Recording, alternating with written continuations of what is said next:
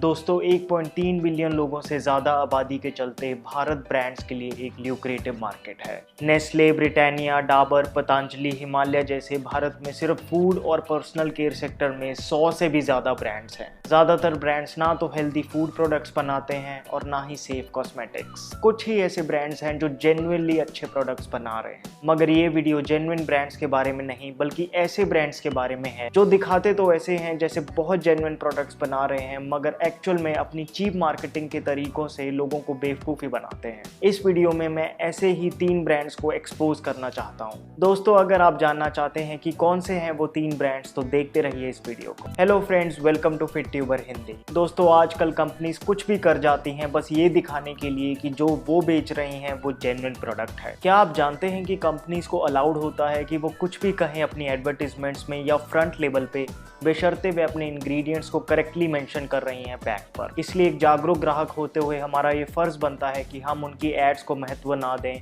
बल्कि इंग्रेडिएंट्स पढ़ने की आदत डालें। आपका काम आसान करने के लिए मैंने 3 ब्रांड्स चुने हैं जो कि बहुत कॉमन हैं, बड़े पॉपुलर हैं और जो कि अपने प्रोडक्ट्स की तारीफों के पुल बांधते नहीं थकते, मगर असलियत में इनके प्रोडक्ट्स आपके पैसों के लायक नहीं हैं। शुरू करते हैं नंबर 3 से, जो कि है एमवे। दोस्तों, क्या आपको 90s का वो टाइम याद है जब एमवे के रिप्रेजेंटेटिव्स हमारे घरों में अपने प्रोडक्ट्स की डींगे मारने के लिए घुस जाया करते थे? मैं हैरान नहीं होऊंगा अगर आप भी उनकी चपेट में आ गए हों। एमवे यानी कि द अमेरिकन वे एक अमेरिकन कंपनी है जो खासकर मल्टी लेवल मार्केटिंग टेक्निक से हेल्थ, ब्यूटी और होम केयर प्रोडक्ट्स बेचती है। भारतीय घरों में सबसे पॉपुलर और बड़े आमतौर पर यूज किए जाने वाला एमवे प्रोडक्ट है ग्लिस्टर टूथपेस्ट। एमवे रिप्रेजेंटेटिव्स ने इतनी सफाई से ब्रेन वॉश किया है कि आज भी कुछ लोग इस टूथपेस्ट के बढ़िया होने की कस्में खाते हैं। मैं दावे से कह सकता हूं कि ऐसे लोगों ने कभी भी इस टूथपेस्ट को उल्टा करके इसके इंग्रेडिएंट्स को नहीं पढ़ा, वरना कोई भी इतना विषैला टूथपेस्ट क्यों ही यूज करेगा।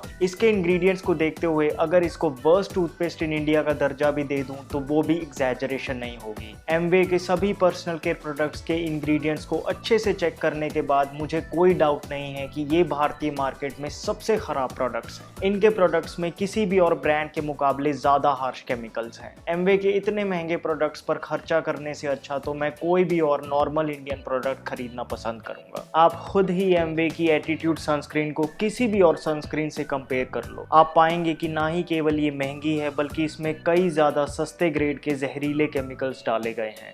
और सिर्फ सनस्क्रीन ही नहीं, ये बात इनके शैम्पू और क्रीमों के लिए भी सच है। एमवे की एड में कहा गया है कि इनकी एटीट्यूड क्रीम देती है ऐसी चमक जो पूरे विश्व को उज्जवल कर दे। माफ करना, लेकिन ऐसी 18 जहरीले केमिकल्स वाली क्रीम को यूज करके विश्व का तो पता नहीं, लेकिन आपके चेहरे का ग्लो जरूर उड़ जाएगा।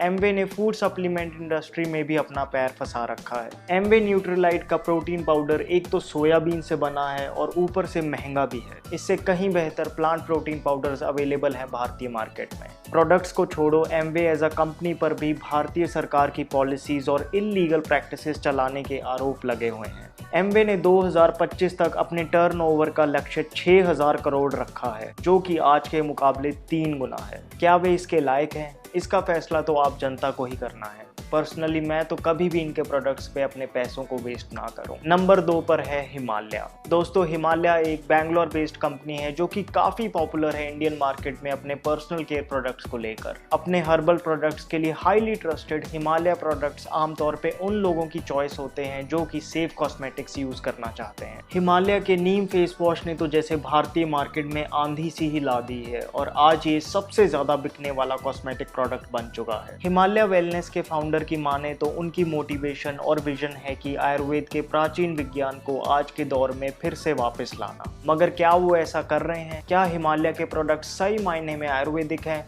लगता तो नहीं। हिमालय के काफी प्रोडक्ट्स को क्लोजली देखने के बाद मैंने पाया कि 1 या 2 हर्बल इंग्रेडिएंट्स के अलावा बाकी सभी इंग्रेडिएंट्स किसी भी अन्य कॉस्मेटिक प्रोडक्ट की तरह ही है। मिसाल के तौर पे हिमालय के नीम फेस वॉश के 1 ग्राम में 50 मिलीग्राम नीम है, और 5 मिलीग्राम हरिद्रा। बड़ी अच्छी बात है, लेकिन ये तो सिर्फ 5% इंग्रेडिएंट्स हैं। बाकी 95% में तो वही विषैले अल्कोहल, कॉस्मेटिक कलर और पता नहीं क्या क्या। क्या आपको पता है कि ये 2 इंग्रेडिएंट्स ऐसे हैं जो स्किन को पेनिट्रेट करके ब्लड का कैंसर तक कर सकते हैं। अब ऐसे प्रोडक्ट को आयुर्वेदिक प्रोप्राइटरी मेडिसिन बताना, क्या ये कंज्यूमर्स के साथ धोखा नहीं है? और फेस वॉश तो छोड़ो, चौंकाने वाली बात तो ये है कि इनका so called anti hair fall hair oil भी कुछ अलग नहीं है। हेयर ऑयल में भी फिनॉक्सीइथेनॉल डाला हुआ है और बेस क्या है वो छुपाया हुआ है, और लिखा हुआ है कि रेफरेंस भाव प्रकाश से लिया गया है। भाव प्रकाश आयुर्वेद का एक अनमोल ग्रंथ है, कम से कम उसकी तो इज्जत रखो। वैसे समझ नहीं आता, हेयर ऑयल जो कि बड़ी आसानी से प्योरेस्ट फॉर्म में निकाला जा सकता है, उसमें क्यों एडल्ट्रेशन करते हैं? और करते हो तो आयुर्वेदिक मेडिसिन ना लिखो। और ऐसा नहीं है, बड़ी कंपनीज हैं जो ऑथेंटिक आयुर्वेदिक हेयर ऑयल्स बना रही हैं और लगभग उसी प्राइस में ही बेच रही हैं। दोस्तों, इसलिए अगली बार जब भी आप हिमालय का प्रोडक्ट खरीदने का सोचें तो एक बार जरूर चेक कर लें कि आपको वही दिया जा रहा है ना जो ये लोग प्रॉमिस कर रहे हैं। दोस्तों, अब बात करते हैं नंबर 1 ब्रांड, जो कि है हिंदुस्तान यूनिलीवर का लीवर आयुष।